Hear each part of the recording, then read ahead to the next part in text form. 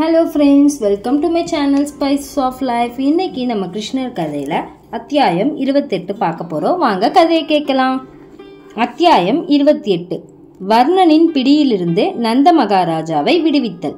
கோவர்த்தன பூஜை அமாவாசை அன்று நடைபெற்றது. அதன் பின் இந்திரன் 7 நாட்களுக்கு பலத்த மழையும் புயலும் விளைவித்தான். சுக்லபட்சத்தின் 9 நாட்களுக்கு பின் 10வது நாள் தேவேந்திரன் கிருஷ்ணரை வழிபட்ட பின் எல்லாம் திருப்தியாக முடிவடைந்தது.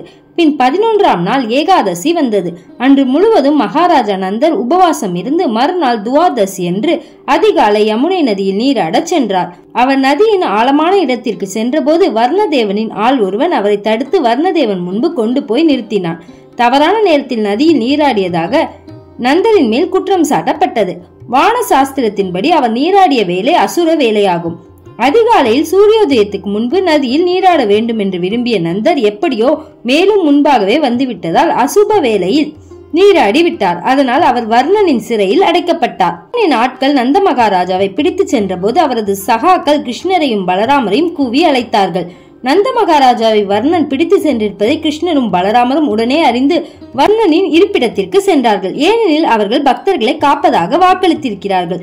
பகவானின் புனித பக்தர்களான விருந்தாவனவாசிகள் புருஷோத்தமனான முழுமுத கடவுளை தவிர வேறு புகலிடத்தை அறியாதவர்களாதலால் பெற்றோர்களின் பாதுகாப்பை தவிர வேறு புகலிடத்தை அறியாத குழந்தைகளை போல் கடவுளை உதவிக்கு அழைத்தார்கள். வர்ணதேவன் கிருஷ்ணரையும் பலராம மிகுந்த மரியாதையுடன் வரவேற்று இவ்வாறு கூறினான். அன்பான பகவானே, உமது வருகையால் நான் ஜட நிலையிலிருந்து விடுபட்டு நிற்கிறேன். நீரின் உள் இருக்கும் எல்லா செல்வங்களுக்கும் நானே அதிகாரி என்றாலும் வாழ்வின் வெற்றி அவற்றில் அடங்கி இருக்கவில்லை என்பதை நான் அறிவேன். ஆனால் உம்மை காணும் இந்நேரத்தில் என் வாழ்வு வெற்றியடைந்து விட்டதாக நான் உணர்கிறேன்.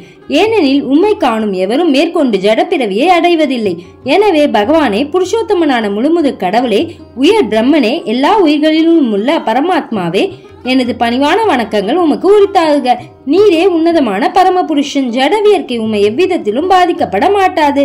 என் மடமையால் எது செய்யலாம் எது செய்யக்கூடாது என்பதை அறியாமல் உமது தந்தையான நந்த மகாராஜாவை நான் சிறைப்பிடித்து விட்டேன். ஏவலர்களின் தவறுக்காக நான் மிகவும் வருந்துகிறேன். இங்கு வந்து உமது கருணையை எனக்கு வழங்க வேண்டும் என்பதற்காக நீர் இதை திட்டமிட்டு செய்திருக்கிறீர் போலும். அன்பான பகவான் கிருஷ்ணா, கோவிந்தா, என் மீது கருணை காட்டும். இதோ உம் தந்தை, அவரை நீர் உடனே அழைத்து செல்லலாம். இவ்வாறு முழுமுத கடவுளாகிய கிருஷ்ணர் தம் தந்தையை வர்ணனிடம் இருந்து விடுவித்து அவரின் நண்பர்களிடம் கொண்டு வந்தார். எல்லோரும் பெருமகிழ்ச்சி அடைந்தார்கள். செல்வ சிறப்பு மிக்க வர்ணதேவன் கிருஷ்ணரிடம் மிகுந்த மரியாதையுடன் நடந்து கொண்டது நந்த மகாராஜாவுக்கு வியப்பை அளித்தது. அவர் அந்நிகழ்ச்சியை தன் நண்பர்களிடம் ஆச்சரியத்துடன் விவரித்தார்.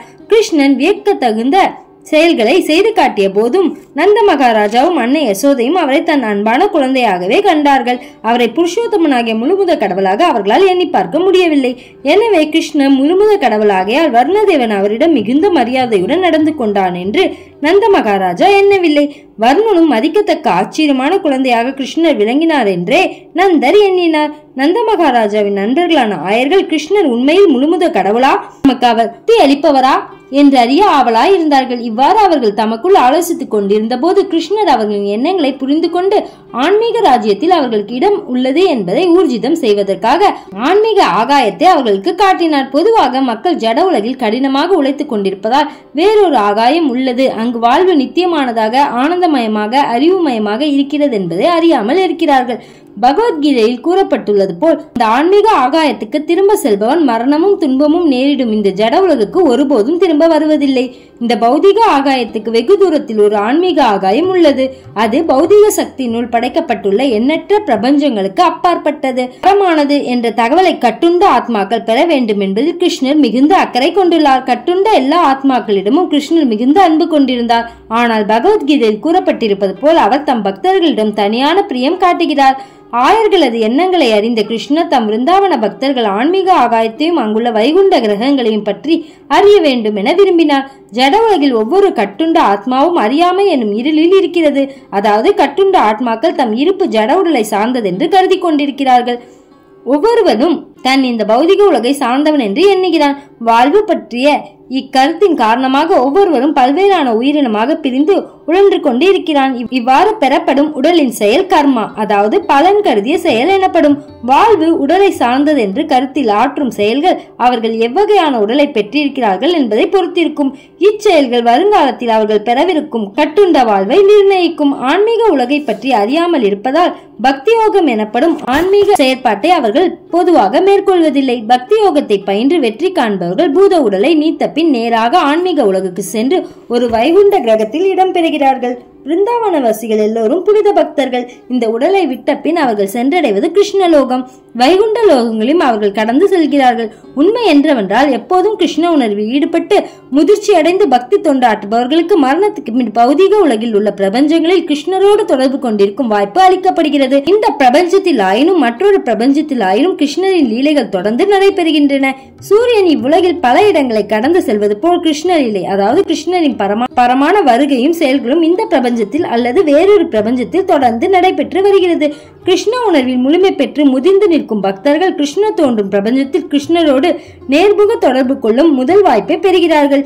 இவ்வாறு பயிற்சி தொடர்ந்து நடைபெறுகிறது. இதை நாம் இப்பூமியில் கிருஷ்ணர் நிகழ்த்திய விருந்தாவன லீலையிலிருந்து காண்கிறோம். விருந்தாவனவாசிகள் தாம் செல்லவிருக்கும் இலக்கை அறியும்படியாக வைகுண்ட கிரகங்களின் அம்சங்களை கிருஷ்ணர் அவர்களுக்கு காட்டினார். நித்தியமானதும் வரம்பற்றதும் அறிவு நிரம்பியதுமான ஆன்மீக ஆகாயத்தை கிருஷ்ணர் விருந்தாவனவாசிகளுக்கு காட்டினார்.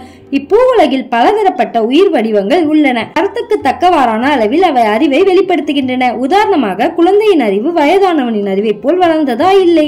உயிரினங்களில் பலதரப்பட்டவை உள்ளன. நீர்வாழ்வன, செடிகள், மரங்கள், ஊர்வன, பறவைகள், மிருகங்கள், நாகரிகம் அடையாத மனிதர்கள், நாகரிகம் அடைந்த மனிதர்கள் இத்தியாதி மனித இனத்துக்கு மேற்பட்ட தேவர்கள் இருக்கிறார்கள். சாரணர்கள், சித்தர்கள் என்று பிரம்மதேவன் வசிக்கும் பிரம்மலோகம் வரையிலான தேவர்களின் அறிவு நிலை பலதரப்பட்டதாக உள்ளது. ஆனால் இந்த ஜட உடலுக்கு பால் வைகுண்ட ஆகாயத்தில் எல்லோரும் முழுமையான அறிவை பெற்றிருக்கிறார்கள். அங்குள்ள உயிர்வாளிகள் எல்லாம் வைகுண்டத்தில் ஆனாலும் கிருஷ்ணலோகத்தில் ஆனாலும் பகவானின் பக்தி தொண்டில் ஈடுபட்டிருக்கிறார்கள். பகவத்கீதையில் உறுதி செய்யப்பட்டுள்ளது போல் முழு அறிவு என்பது கிருஷ்ணரே. புருஷோத்தமனான முழுமுத கடவுள் என்பதை அறிவது. ஆன்மீக ஆகாயமாகிய பிரம்மஜோதியில் சூரிய வெளிச்சமோ நில ஒளியோ மின்சாரமோ தேவையில்லை என்று வேதங்களிலும் பகவத்கீதையிலும் கூறப்பட்டுள்ளது. அந்த கிரகங்கள் எல்லாம் சுய பிரகாசமானவை, அவையெல்லாம் நிரந்தரமானவை. ஆன்மீக ஆகாயமான பிரம்மஜோதியில் படைப்பு அழிப்பு என்ற கேள்விக்கு இடமில்லை. பௌதிக ஆகாயத்திற்கு பால் வேறொரு நித்தியமான ஆன்மீக ஆகாயம் உள்ளது. அங்கு எல்லாம் நித்தியமாக உள்ளன என்று பகவத்கீதையும் உறுதி செய்கிறது.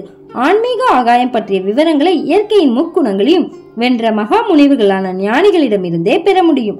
அந்த பரமான தலத்தில் நிலை பெற்றிராமல் ஆன்மீக இயற்கையை அறிய முடியாது.